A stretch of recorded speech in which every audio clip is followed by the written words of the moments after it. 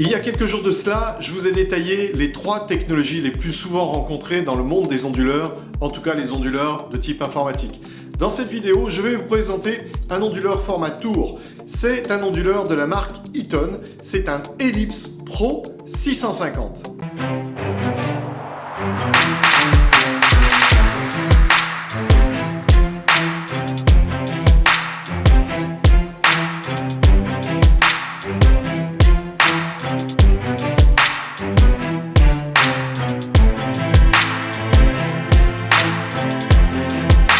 Pour l'instant, je souhaitais déjà revenir sur le nom du fabricant. Le fabricant de cet onduleur est Eaton. Il se trouve qu'Eaton est l'un de nos partenaires depuis très longtemps. J'ose même pas vous dire combien de temps à vrai dire, parce que ça va nous mettre un petit coup de vieux. Alors, ce qu'il faut savoir, c'est qu'Eaton est une marque à l'origine américaine qui a racheté pas mal de ses concurrents au fil des années. On va dire au fil des années, pourquoi? Parce que Eaton, tenez-vous bien, date de 1911. Imaginez-vous que, comme beaucoup d'industries qu'on a aujourd'hui en informatique, elles ont commencé par, on va dire, un autre métier, d'autres horizons, pour en revenir à ce qui nous occupe aujourd'hui, c'est-à-dire l'informatique. Eh bien, Eaton n'y a pas échappé. Eaton, à l'origine, Joseph Eaton, encore un Joseph. Il y a beaucoup de Joseph dans ce métier de l'informatique, je ne sais pas pourquoi. Ça doit être un prénom qui doit être passionné par l'informatique, sans doute. Eh bien, Joseph Eaton, en 1911, a créé une société qui, à l'époque, fabriquait des essieux. Donc, vous imaginez un peu comme on est à quelques années-lumière de l'univers de l'informatique aujourd'hui.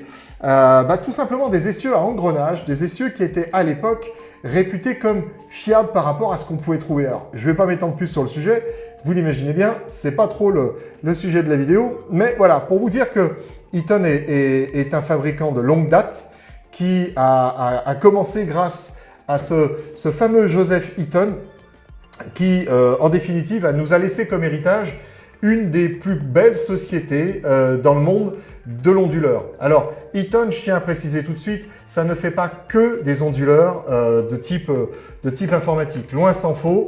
Je ne connais pas la part dans la société Eaton de l'informatique, de la division onduleur pour informatique. Ça doit être assez significatif, mais très honnêtement, Eaton fait aussi beaucoup d'autres choses. Déjà, ils ont vraiment, c'est une grosse référence dans le monde de l'onduleur électrique. Ils font aussi dans tout un tas d'autres domaines d'activité. Je vous engage à aller sur leur site web, eaton.com ou bien /fr, je crois, pour le site français ou .fr, vous verrez bien, je ne sais plus.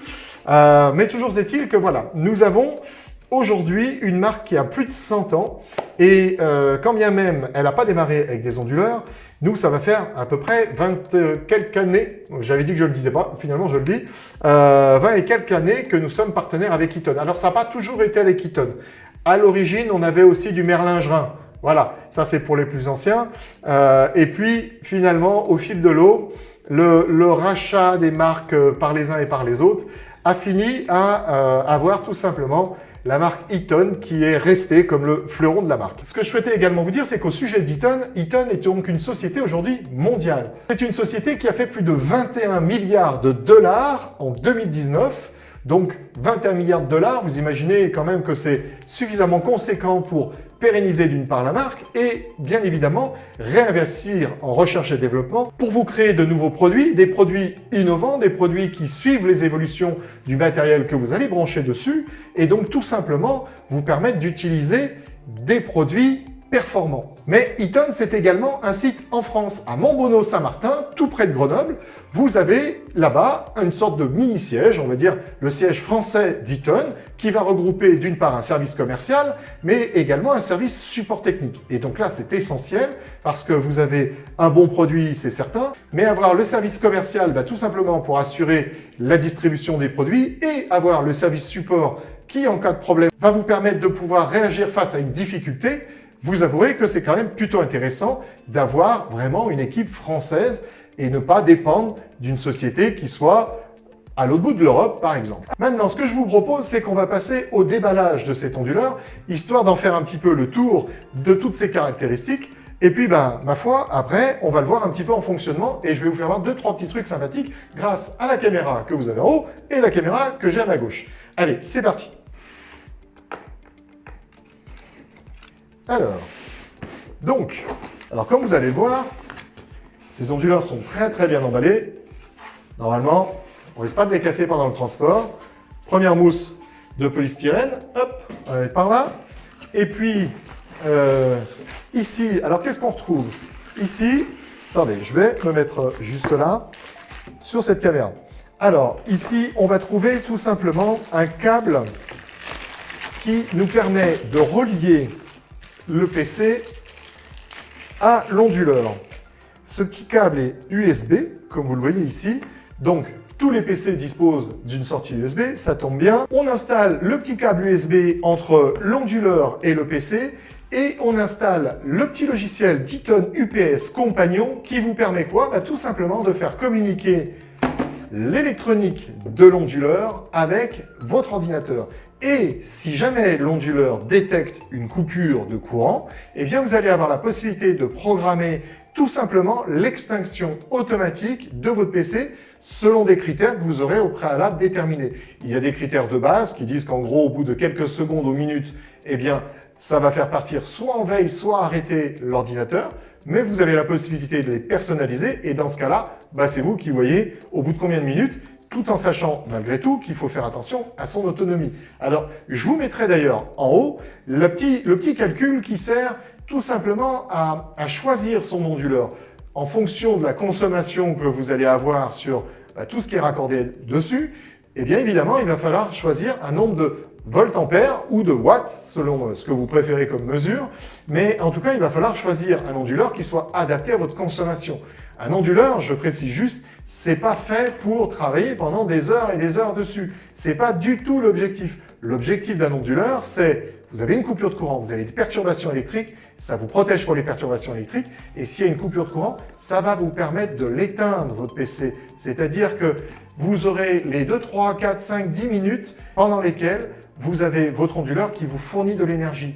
Une fois que vous avez éteint le PC, vous attendez que le courant revienne.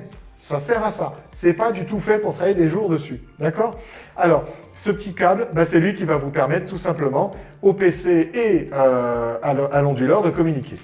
Donc, les petits manuels et on est parti pour sortir. Hop, alors, clac, c'est parti. Donc là, alors j'ai plusieurs cartons. Pour tout vous dire, je ne sais plus celui que je vous ai pris. Je crois que c'est un... Oui, c'est ça. C'est l'Ellipse Pro 650. Il y a toute une gamme d'Ellipse Pro chez Eaton. Ça va de 650 à 1600. Et alors, selon le nombre de volts ampères, je ne vous l'ai pas dit, 650 à 1200 volts ampères, VA. Selon finalement le nombre de VA, vous aurez une puissance qui va augmenter. Et selon le modèle, vous aurez plus ou moins de prises tout simplement sur votre onduleur. Alors, je vous propose de voir ça ensemble tout de suite. Alors, oui, ce que j'ai fait y faire tomber, c'est le petit câble électrique. On va le laisser par là. Hop, le premier, c'est pas le premier, c'est le deuxième, mais c'est pas grave, polystyrène. Ici, ce que vous pouvez voir, eh bien, ce sont les prises qui sont de type prise française. Donc ça, c'est quand même juste top. Et vous avez effectivement des prises FR françaises. Vous pourriez avoir des prises DIN, c'est la même chose, mais sans la petite tige on va dire, de prise de terre. Et vous pourriez avoir enfin des prises IEC. C'est celles que vous avez derrière vos PC Tour. Enfin, si vous avez encore des PC Tour, c'est vrai qu'aujourd'hui, il y a des mini PC qui ont des transmos, donc on a dans ce cas-là une petite fiche jack comme connecteur. Mais là, voilà, là vous avez une prise C14, donc c'est la prise que vous retrouvez ici en mâle, et vous avez la prise C13 dans la famille des IEC. Alors, je suis désolé, c'est toujours des termes barbares en informatique, mais la famille C13, c'est ce qui va vous permettre de brancher ce type de connecteur C14, donc la fiche mâle, sur l'onduleur et direction le PC, l'arrière de l'alimentation, ou bien sur l'écran de votre PC. Voilà. Ce qu'on peut y retrouver aussi ici, c'est un petit bouton de réarmement. Supposons que vous avez eu une grosse perturbation électrique sur votre réseau. Dans ce cas-là, l'onduleur s'est mis en protection automatiquement et il a désarmé le petit système de désarmement, on va appeler ça. Et donc, pour le remettre en service, il va falloir appuyer dessus et ça va réarmer l'onduleur. Ce qu'on va pouvoir trouver ici, bah, c'est le fameux embout pour brancher le câble USB et une entrée et une sortie pour tout simplement protéger un câble réseau ou un câble télécom. Là aussi, on peut avoir de grosses perturbations électriques. Alors là, le matériel qui est derrière ne l'apprécie pas du tout. Vous pouvez protéger ces systèmes-là, qu'ils soient télécom ou réseau, ici. Donc, par exemple, le PC que vous utilisez s'il est en filaire, eh bien, au lieu de brancher le câble réseau directement sur le PC, vous le branchez ici et vous branchez un autre câble réseau entre la sortie de l'onduleur et direction le PC. Vous avez enfin ici une prise qui est désignée. Je vais vous montrer. Attendez, déjà ce que je vais faire, c'est que je vais enlever le reste tout simplement du plastique. Ça sera plus sympathique. Donc vous avez ici, comment je peux faire? Là, déjà je vais vous montrer les petits logos que vous avez ici qui vont vous permettre de comprendre une petite bricole sur laquelle je reviendrai dans une seconde, mais je continue avec ma prise qui est là. Donc la prise master qui est là, avec le logiciel PS Compagnon, qui va vous permettre de gérer entre autres l'extinction, mais de gérer également la consommation électrique. L'appareil que vous branchez ici sera considéré comme l'appareil master, c'est-à-dire que si cet appareil fonctionne, vous pouvez dire au logiciel, celui-ci il fonctionne, il consomme du courant, dans ce cas, tu m'alimentes les autres prises. Celui-ci ne fonctionne plus, tu me coupes les autres prises, et en l'occurrence sur l'éco-contrôle. Donc ça va vous permettre tout simplement d'économiser de l'énergie. C'est-à-dire que si l'appareil principal est éteint, les autres devraient normalement pouvoir s'éteindre, eh bien vous allez pouvoir brancher une petite multiprise, pas trop, faut pas déconner avec ce genre de choses, parce que c'est comme ça qu'arrivent les problèmes, on surcharge les onduleurs, mais vous allez pouvoir éteindre un ou plusieurs appareils ici, idéalement un seul, et donc faire des économies d'énergie. Vous avez ici donc des prises qui sont protégées par de là à là. Vous avez ici des prises qui sont protégées contre la foudre et en plus secourues, c'est-à-dire protégées par la batterie qui est dedans. Et de ce côté-ci, vous avez une prise qui est juste protégée contre la foudre. Donc, en cas de coupure électrique, cette prise-là n'est pas secourue par la batterie. C'est-à-dire qu'en gros, ça s'arrête. Donc, faites attention à ce que vous branchez ici. Par contre, ça peut être une imprimante. L'imprimante, autant ça peut être intéressant de la protéger contre la foudre, mais c'est pas du tout intéressant de la mettre sur un onduleur parce que ça serait sans doute beaucoup trop puissant pour la capacité de l'onduleur. Mais vous pouvez la brancher avantageusement ici, étant donné que ça va être protégé contre la foudre. Voilà. Alors, je n'ai pas grand-chose d'autre à vous dire ici, si ce n'est la partie qui est ici. Alors, la partie qui est ici, ce que je vous propose, c'est qu'on va allumer l'onduleur, tout simplement pour que je puisse vous montrer un petit peu toutes les informations très intéressantes que vous pourrez avoir ici. Allez, c'est parti, je vais chercher le câble électrique. Donc, on branche le câble et on voit ici que l'onduleur nous affiche différentes petites choses. D'abord, bouton marche, ça peut aider. Alors, on le démarre, hop, je suis resté appuyé quelques secondes, clac, clac, il a commuté et là, il a compris que je le démarrais, il est passé donc en mode j'alimente les prises externes. Alors, sur l'afficheur, on peut déjà voir la tension qui est en entrée, c'est-à-dire la tension que nous recevons, nous en l'occurrence chez EDF. Eh bien, nous recevons une tension de 229 volts, ce qui est, comme je vous l'indiquais tout à l'heure, eh bien tout simplement plus important que les 220 volts qu'on a tous l'habitude de dire. Si j'appuie à nouveau sur le bouton, je vois maintenant ici la fréquence, toujours pareil, la fréquence en entrée. Donc nous sommes en France, nous sommes en 50 Hz, il n'y a pas de problème. Si j'appuie à nouveau dessus, je vois cette fois-ci la tension que renvoie l'onduleur. C'est-à-dire après la correction de la tension justement où il essaye de calibrer une tension qui soit toujours la même, il a décidé de calibrer une tension de 223 volts, ce qui là se rapproche pour le coup beaucoup plus de nos 220. Donc nous sommes bien avec une tension de 223 volts en sortie, donc pour l'alimentation de ce que je vais raccorder dessus. Si je continue, je vois que là aussi en sortie, je suis en 50 Hz. Donc ce sont deux points qui vont être complètement régulés par l'onduleur ellipse. Il va réguler la tension et la fréquence. Si j'appuie à nouveau ici, je vais avoir le nombre de watts consommés. Là, étant donné que je n'ai rien de connecté à mon onduleur, eh bien évidemment, je ne vois rien non plus de consommé.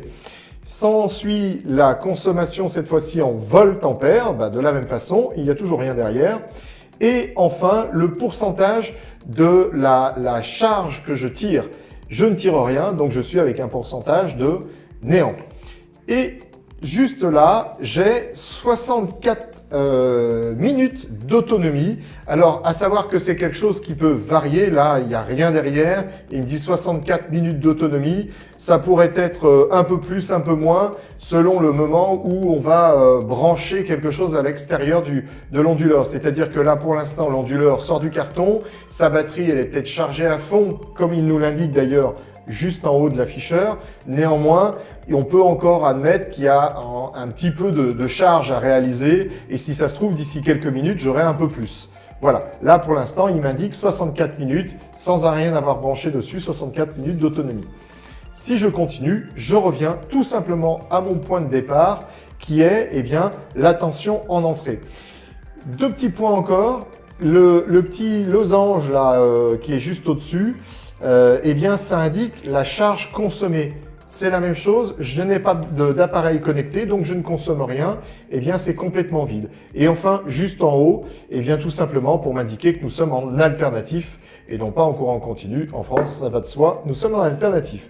Voilà. Et enfin, le dernier voyant que vous voyez ici, il nous indique que tout est OK, car il pourrait avoir un défaut batterie qui, dans ce cas-là, serait signalé ici, ou de surcharge, ça serait également signalé à cet endroit-là. Je vais connecter à l'arrière de l'onduleur tout simplement un NUC. Vous savez, c'est les PC dont je vous ai parlé dans une précédente vidéo, pour voir la consommation électrique évoluer, et vous allez voir qu'on va avoir d'autres informations assez intéressantes. Allez, c'est parti. Donc, le NUC, le voilà. Il est tout neuf, c'est un NUC de 10e génération. C'était d'ailleurs le même type de modèle que je vous avais présenté dans une autre vidéo. Je vais vous mettre le lien là-haut, comme ça un petit peu de publicité. Alors, donc, on a son câble électrique, hop, et puis le transfo que je branche à l'arrière du PC. Alors, comment on va faire? On va le mettre ici pour pas que ça fasse trop de bazar. Et je vous le branche, crac, prise française, donc impeccable. Et je l'allume. Et donc, ça y est, immédiatement, on a le nombre de watts qui est en train de consommer tout simplement le NUC qui est à côté. Donc là, on voit, on a 17, 18 watts. Un NUC ne consomme pas grand-chose. Je l'avais d'ailleurs dit dans cette même autre vidéo dont je vous parlais tout à l'heure. Un NUC, c'est vraiment efficace, c'est très puissant et ça ne consomme pas grand-chose. Donc 19, 20 watts, ça aussi. Si j'appuie une nouvelle fois dessus, hop, j'ai le nombre de volts-ampères. Comme ça, vous avez tout de suite l'équivalence watts, volt-ampères, vous l'avez. Alors, si je fais un nouvel appui sur la touche, là, j'ai un point qui est assez intéressant, c'est qu'actuellement, la consommation du NUC ne représente pas plus de 4-5% de ce qu'est capable de me fournir l'onduleur. Et ça, c'est une bonne indication. Ça vous permet de voir l'autonomie de votre onduleur, période durant laquelle vous allez pouvoir travailler en mode batterie en cas de coupure électrique, sans solliciter tout simplement l'arrivée électrique EDF ou un autre. Et donc là, en l'occurrence, il vous indique qu'avec la consommation que vous avez actuellement, vous êtes en capacité de tenir 66 minutes. Alors, malgré tout, je le répète, c'est pas fait pour travailler pendant 66 minutes dessus, d'autant que là, il va falloir lui rajouter un écran, deux écrans, 2-3 bricoles autour peut-être. Donc là, l'autonomie de la batterie va évidemment descendre. Mais pour vous dire que cette indication est plutôt sympathique, parce que quand vous allez calibrer le fameux logiciel dont je vous parlais tout à l'heure, Eaton UPS Companion, eh bien ça va vous permettre de jauger un petit peu le bon paramètre qu'il va falloir indiquer à l'intérieur. Alors, évidemment, si vous achetez votre matériel à Carpe Diem, ce que je vous recommande de faire, eh bien, nous le ferons pour vous. C'est-à-dire qu'on va étudier, regarder la consommation du matériel qu'on branche dessus et en fonction de cela, faire ce paramétrage pour vous. Mais voilà, c'est assez sympathique de savoir qu'on a l'information en temps réel. Donc, j'y reviens là au nombre de minutes et après, on retombe sur l'affichage qu'on avait tout à l'heure du nombre de la tension qui arrive en provenance de votre fournisseur d'énergie. Alors ce que je peux vous dire également pour terminer cette vidéo, c'est tout simplement les types de garanties que vous avez dessus. Sur la gamme Ellipse Pro, l'ensemble, c'est-à-dire batterie plus onduleur, est garanti 3 ans. Donc oui, la gamme Ellipse Pro est peut-être un petit peu plus chère que certains onduleurs entrée de gamme que vous pourriez trouver. Je pense notamment au offline, je pense aussi à des lines interactifs mais de gamme inférieure. Mais la gamme Ellipse Pro vous offre cette garantie de 3 ans et vous avez même la possibilité, si vous le souhaitez, de prendre une extension de 2 années supplémentaires. Ça vous met 5 années l'onduleur, 5 années un onduleur. Bon, voilà, c'est du matériel qui de toute façon est là pour subir un petit peu tous les tracas qu'on peut avoir au niveau électrique. Quand le matériel a tenu 5 ans, vous pouvez vous dire que les années que vous allez le garder en plus, c'est que du bénéfice et au bout d'un moment, il faudra néanmoins le changer. Peut-être que vous arriverez à le faire aller jusqu'à 7, 8, 9 ans. Cela étant, Eaton ne fait pas d'obsolescence programmée en faisant en sorte que votre onduleur s'arrête. Mais néanmoins, voilà. Peut-être il est intéressant de se dire dans le cadre d'un usage d'entreprise, ce qui est notre environnement à nous à Carpe Diem, et bien dans ce cas-là, vous avez la possibilité de vous dire au-delà de 5-6 ans, on va peut-être pas jouer et changer l'onduleur par un onduleur plus récent. Un point qui est intéressant, c'est que la gamme Ellipse Pro permet le changement de batterie. Donc si vous aviez un problème de batterie après cette période de garantie, vous pourriez nous commander cette batterie et on changerait la batterie de votre onduleur, ce qui prolongerait encore la durée de vie de l'onduleur. On va dire que quand bien même l'onduleur, au bout d'un moment, va falloir penser à le changer. Tant que l'électronique tient, tant que la batterie peut être changée, c'est un onduleur que vous allez pouvoir garder longtemps en bon état de fonctionnement. Au sujet d'ailleurs de cette batterie, sachez que l'onduleur Ellipse Pro génère un autotest automatiquement de la batterie pour veiller à son bon fonctionnement. Donc vous aurez toujours finalement l'indication qui vous sera remontée dans le programme Eaton UPS Compagnon sur l'état de votre batterie. De toute façon, vous aurez un voyant en façade qui vous dira aussi si votre batterie a un problème, tout comme l'électronique, si l'électronique a un problème. Mais voilà, vous avez cet autotest de batterie qui vous permet de vous assurer que la batterie et l'onduleur sont en bon état de fonctionnement, ce qui est indispensable étant donné qu'ils ont la charge de sécuriser votre informatique. Donc voilà, c'est comme ça que va se terminer cette vidéo sur tout simplement la protection de vos appareils électroniques, en l'occurrence de votre informatique nous concernant. J'espère que cette vidéo vous aura plu et que vous aura appris des choses. N'hésitez pas à revenir vers nous, tout simplement si vous avez besoin de sécuriser les équipements informatiques de votre entreprise. Je pense évidemment à la protection de votre parc informatique, le parc utilisateur, mais je pense également à votre baie réseau. Peut-être que vous avez une baie réseau qui n'a pas d'onduleur. Il est indispensable de mettre un onduleur pour protéger ce que vous avez dans votre baie réseau. Vous pourriez évidemment avoir une baie informatique avec des serveurs. Là, je n'imagine pas une seule seconde que vous n'avez pas d'onduleur, mais peut-être qu'un petit contrôle ferait du bien. Et en tout cas, allez vérifier et valider que l'onduleur fonctionne bien, que ses batteries sont en forme. Écoutez, n'hésitez pas à nous contacter. Je vous remercie d'avoir suivi cette vidéo. Passez une bonne fin de journée, une bonne journée. Je ne sais pas quand est-ce que vous regarderez cette vidéo. En tout cas, n'hésitez pas à mettre un pouce, ça fait toujours plaisir. N'hésitez pas à la partager pour que vos amis puissent en profiter à leur tour. Il me reste à souhaiter de vous retrouver dans une prochaine vidéo. Vous pouvez, en attendant ça, aller visionner les précédentes vidéos. Vous avez un peu de tout aujourd'hui. Au moment où je tourne cette vidéo, nous sommes à 66 abonnés. Ma foi, c'est pas mal. Notre chaîne n'a pas encore un an, elle aura un an au mois d'août. J'espère que d'ici le mois d'août, ça va grimper comme ça. Merci beaucoup, à bientôt.